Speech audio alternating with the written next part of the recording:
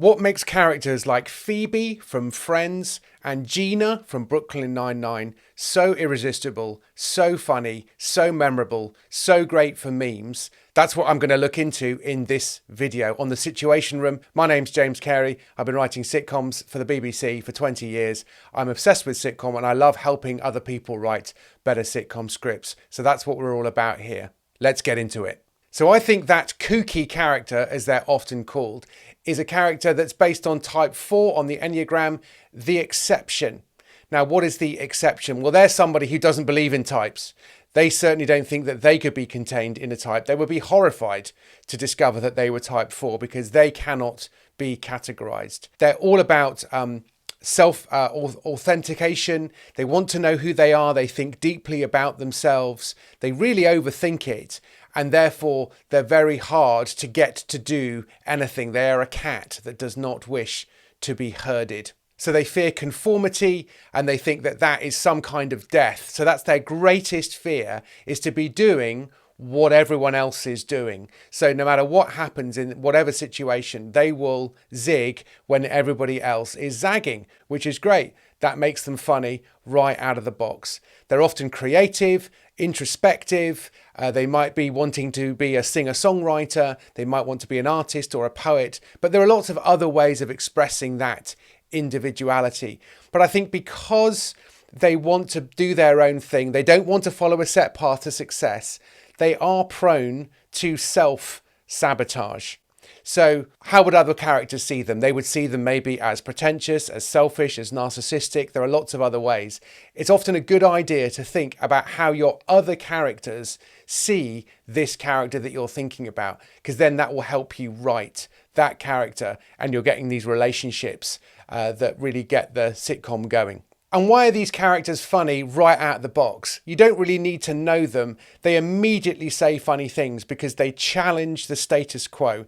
They challenge the status quo of life in general, but also of the rules of the world that you're currently in. And whenever you have a character that does that, they're normally quite funny. When everyone else says yes and they say no and they give their reason, then there's pretty good chance that that's going to be a joke. And jokes is what we want in sitcoms. So they can't do what everyone else is doing. They've got to do things their own way.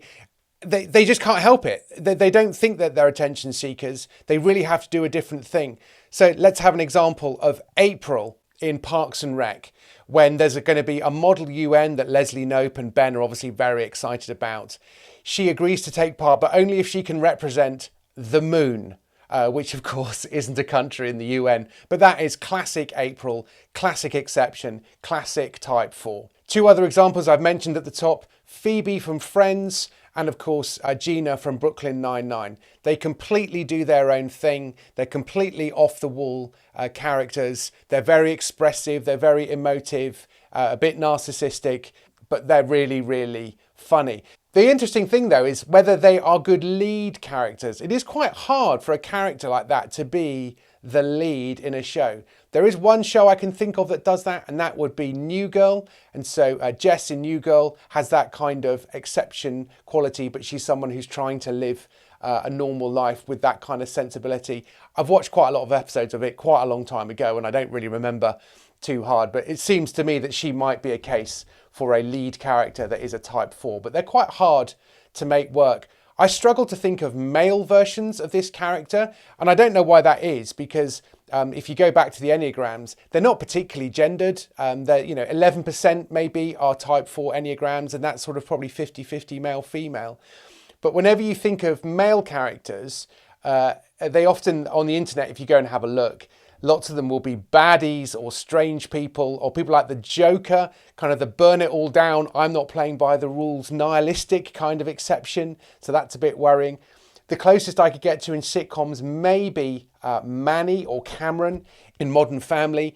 Maybe they would consider themselves to be special. I think Cameron probably does. He's probably a type 4. Make of that what you will.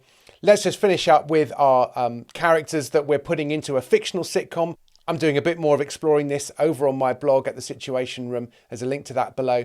So let's just mention a new character called Laura. She's a waitress and she just can't wear the uniform. It's not that she won't, it's just she can't. They're not her colours. That's not the way she can express herself. She also insists that the customers can order off the menu. They can order whatever they want.